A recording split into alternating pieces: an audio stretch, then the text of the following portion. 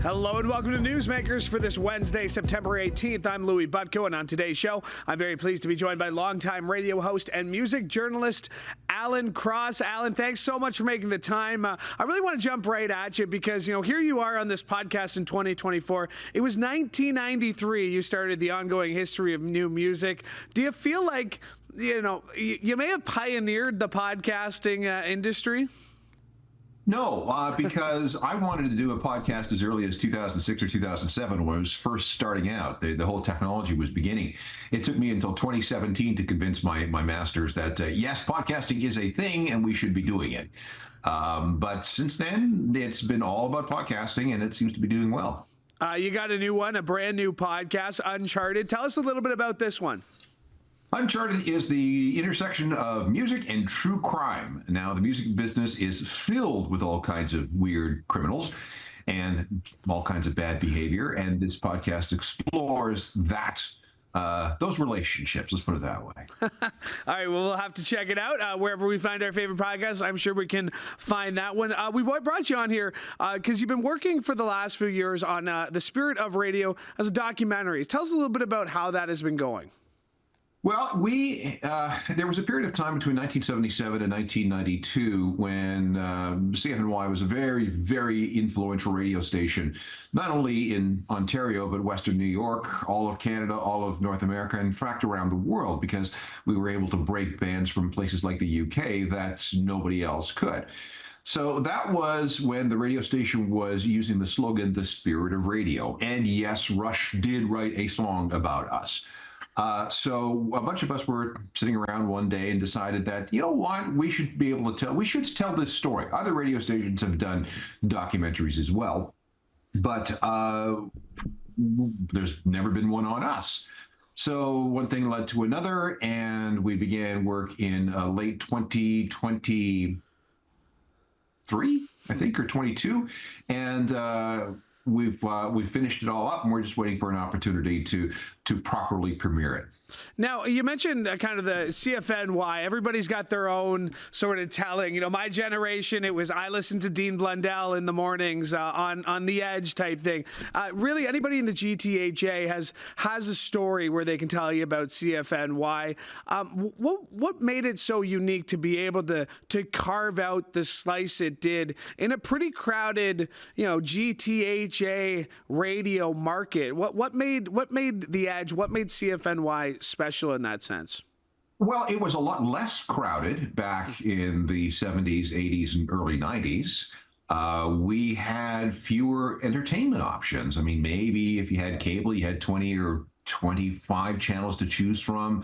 There was no internet, there was no social media, there was no email, there was nothing along those lines. So radio for a lot of people was social media. It was where we got our news and information and entertainment in real time.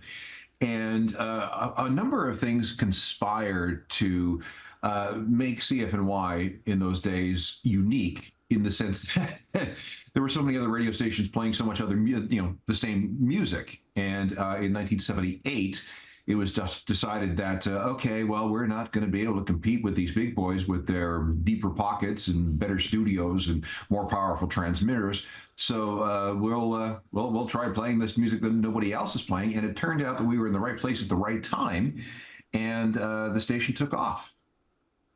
Now, when did you start at CFNY? Take us a little bit about through your history. When did you realize that there's something special here? I first heard about the radio station when I bought a Rush record in 1980, and that was the Permanent Waves record. Side one, track one is The Spirit of Radio, and at the bottom of the lyric sheet is a little note to this radio station living in Brampton. I was still in high school at the time, and I thought that, maybe I'll get into radio when I get out of school. And look at this, my favorite band just wrote a song about a radio station. Boy, wouldn't it be cool to work there one day. So that was January 1980, and in October 1986, I walked in the door and really haven't left since.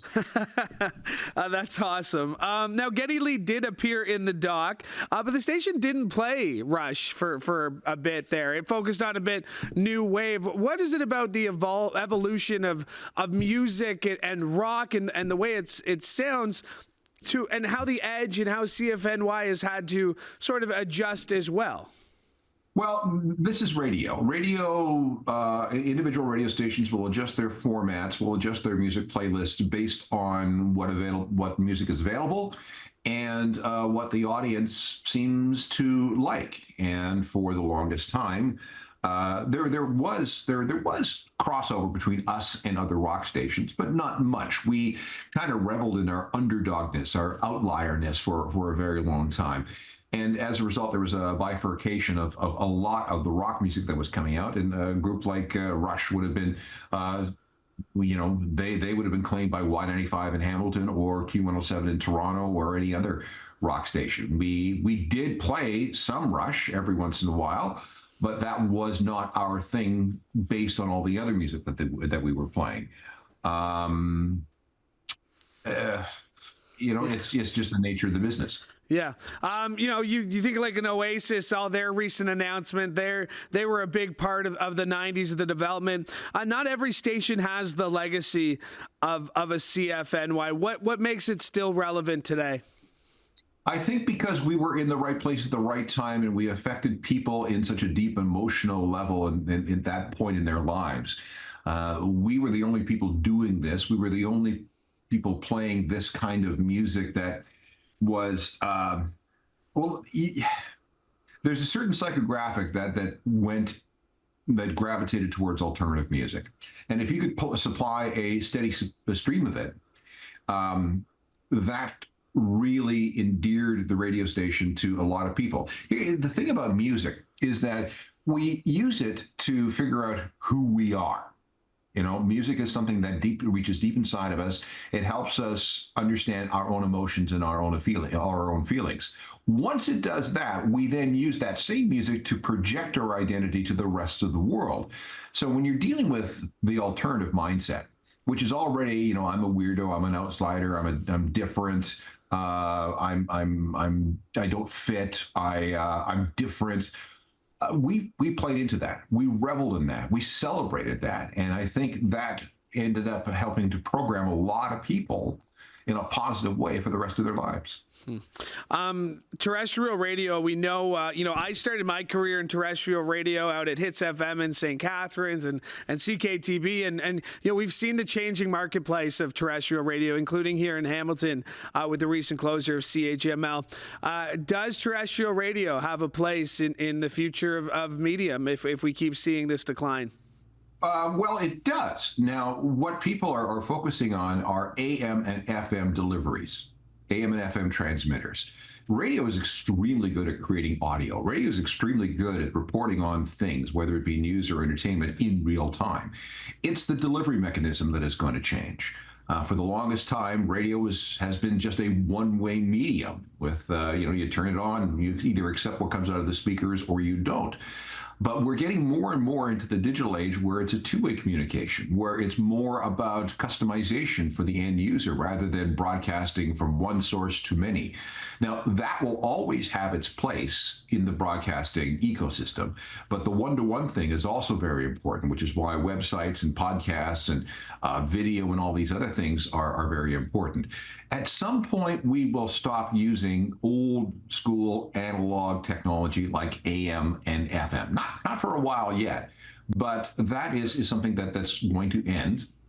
And we will simply use other over-the-air transmission technologies to get the audio from point A to point B, and this is important, from point B back to point A.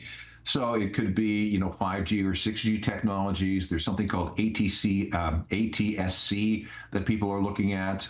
There's a few other things. So yeah, radio is going to go through a transition period, but it's the cockroach of all broadcast media.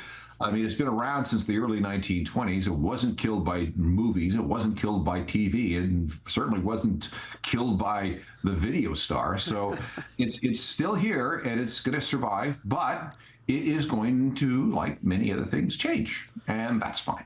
So what makes you encouraged about the future of that medium in particular? Because, like I said, having worked at a company that's takeover, I went from that Astro company to Bell Media. I've seen these acquisitions happen in real time. I've been a victim of these acquisitions at times as well. So, I can sometimes be a little bit cynical about the future of radio. What gives you encouragement? Why are you encouraged that it could still be a thing? Because it's too big to fail. And it's what we're seeing here in North America is slightly different from what we're experiencing in places like the UK, Europe, Australia, and other parts of the world where radio is pretty much AM/FM radio continues to be rather healthy. Although in certain places like Switzerland and France and Norway, they are switching away from AM and FM to something called DAB. Now, we're not going to see DAB in North America because the Americans rejected that technology about 25 years ago. But the idea of being able to broadcast, to reach, to communicate with a vast audience, in real time, simultaneously is a powerful thing. Why would you ever give that up? Again, it's all about the delivery mechanism. And at some point, we will move away from AM and FM into this new era, this new realm, whatever it may be. And there will be some bumps along the way. There always is in terms of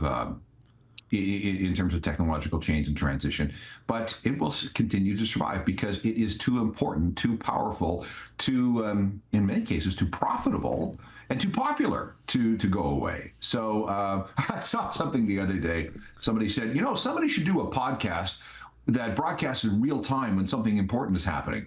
Well, duh, that's called radio. So we'll ride it out, and it will be just fine. Well put. And if anyone's saying we'll be just fine, you, Alan Cross, saying it makes me feel a little bit better about radio. Let's get back to the documentary, The Spirit of Radio. You mentioned you're looking for developers. This was a passion project, to put it lightly. Tell us about your experience and what, even you, who's someone who's been ingrained in that building for as long as you have at that station, what were your big takeaways from putting this film together? The lasting impact of what happened during that period from 77, 78 through to 92. Now, we cut it off at 92 because at that point, the radio station went through some new ownership changes, and we morphed from being called CFNY to The Edge. So that was a natural end for the story that we wanted to tell. And in that period, there were ownership changes, there was receiverships, there was bankruptcies, there were all kinds of internal weirdness, but there was all kinds of fantastic music being made, being distributed, and being broadcast. And it again, when you're in the middle of it all, you don't realize exactly how important you are at that moment, or how important you will be at that moment to somebody who is listening to what you're doing. And I guess my biggest takeaway was, wow, this mattered. People took this seriously. People remember what we did. We affected some lives in a positive sort of way. We had no idea, because with radio, you sit in a room and talk to yourself. But with the advantage of time and space and history, you begin to see that sitting in that room, talking to yourself, made a difference, and a good one, too. We had Rick Campanelli in here a few months ago talking about the Much Music documentary that recently had its sort of cross-country tour. They ran into some issues with licensing. Did you find yourself running into similar issues like that? Lots of music, lots of things to clear. I can imagine logistically it might have been at times maybe a bit of a headache. Oddly, no, because one of our executive producers is a professional music clearer. So the one thing that was the only thing that was frustrating, and of course this happens to everybody who's making a film, is that some people ask an awful lot of movie to have their music licensed, and we only had a finite amount of money to devote to music licensing after all the other things that went into the documentary. So there were some songs that we would have really loved to have, but they were just too expensive on the open market, so we couldn't do it. But everything that is in the film has been 100% licensed inside and out internationally. So no, we got that covered. There you go. That's awesome. So we're going to be following you to make sure. Where should people keep their eyes open? Who are waiting for this movie? Where should people kind of be tuned into? Oh, I think what you should do, follow my website, ajournalofmusicalthings.com. I give updates periodically when there's something to talk about. Awesome. Speaking of that website, I have it open right here. And just today, you wrote, this Miley Cyrus copyright infringement suit is ... Wow. Let's talk about this Miley Cyrus Flowers song. Music licensing company is saying, hey, we own a part of that song. They're going after just about everybody. What do you make of this story? It's pretty outstanding. These are common, these kinds of lawsuits. In this particular case, it's a company called Tempo. Tempo has been buying up music catalogs from established artists. And in this particular case, they have a fraction, I don't know how big, but they have a fraction of a Bruno Mars song called When I Was Your Man. And they contend that the Miley Cyrus song infringes artistically, structurally, and musically on the song of which they own a piece of. So what's usually, what's interesting is that you usually see when there's and these lawsuits, these actions happen all the time. What you usually see is the aggrieved party going to the publisher or whoever owns the rights to the song saying, hey, we kind of noticed something, maybe we should do something about this. Or they may decide immediately to go to court, in which case it's a trial by jury. And it's usually, again, between the rights holders, and that tends to be the composers or the publishers. In this particular case, Tempo Music has decided to sue everybody. They have sued Miley Cyrus. They've sued the co-writers of the song. They have sued the record label. They have sued several publishers. They have sued some companies who use the ad. Yeah. They've sued Disney for daring to put the song in a documentary. They've sued Live Nation, who helped Miley Cyrus sell some of her songs online, and they have sued a ton of the streaming music services. Now, if you're a streaming music service, you don't look at the provenance of a song that somebody uploads. If it's coming from Sony Music Entertainment and is coming from Miley Cyrus, well, okay, that's great. That's going to be a big hit song. So we're going to stream it because our customers want it. So all these streaming music services have been sued for daring to play this song. Now, what's wild is that the list of streaming music services being sued does not include Spotify, nor does it include YouTube. There's over 2 billion streams of it on Spotify and approaching 1 billion views of the video on YouTube, and they're not part of the suit. It's very, very weird. And once again, this is going to go to court, and all these musicologists are going to be trotted out. And the way you look at things, you don't sit there and listen and go, oh yeah, that one sounds like that song, so therefore you're guilty. No, you have to actually tear it apart and look at the sheet music, look at it on the page, and then bring in a musicologist to point out similarities and differences. And then the jury will decide, well, yes, this song is sufficiently similar to or different from for us to be able to render a verdict. And, there's been some very high-profile examples of that happening. Ed Sheeran, of course, I think very recently had his, he had to play his guitar in court in front of people. And then, of course, the Robin Thicke song there, too, Blurred Lines. That one, of course, got a lot of profile. While I got you here, again, news of the day. Great to have you here. J.D. Souther passing away. Obviously a huge co-writer for some big Eagles hits, but obviously an influential musician of a different era than Miley Cyrus. Yeah, he was part of that whole California sound that sort of started in the late 1960s and really peaked in the mid 1970s. He was Glenn Frey's roommate for a while. He was a co-writer on a bunch of Eagles songs. He wrote a bunch of Eagles songs. He did, let me see, he did Best of My Love. He did New Kid in Town. He did Heartache Tonight with a bunch of other people. So, he made a lot of money for the Eagles. The Eagles have the biggest selling greatest hits album of all time. And a lot of songs on that album are J.D. Souther songs. So the man did extraordinarily well. He also wrote songs for Linda Ronstadt. She had a couple of big albums, Hard Like a Wheel and Living in the USA. And then who else did he write for? James Taylor. And then he had his own solo career. So J.D. Souther did extraordinarily well for a very long time. And it's sad to see him go at the age of 78. You're Only Lonely, his top 10 hit there in 1979. You're Only Lonely. Alan, really appreciate making the time. I know you're a very busy man. You got lots of things on the go, so appreciate a few minutes of your time this afternoon. Thank you so much for joining us today. You're welcome. Awesome. My thanks to Alan Cross for joining me on today's show. And my thanks to you as well, because we could not do the show without your support. And while you're supporting us, maybe tell a friend to listen to the show. That'd be a great way to support us. And you can do that by telling them to look up Newsmakers wherever they find their favorite podcasts. Or you can go to chch.com/podcasts to find a direct link to today's show. Or if you're watching this on YouTube, just scan that QR code. It'll bring you right to us. My thanks to Mike Corsten for directing today's show. And one more time, thank you for listening. From all of us here at CHCH, I'm Louie Butko. Have a great day.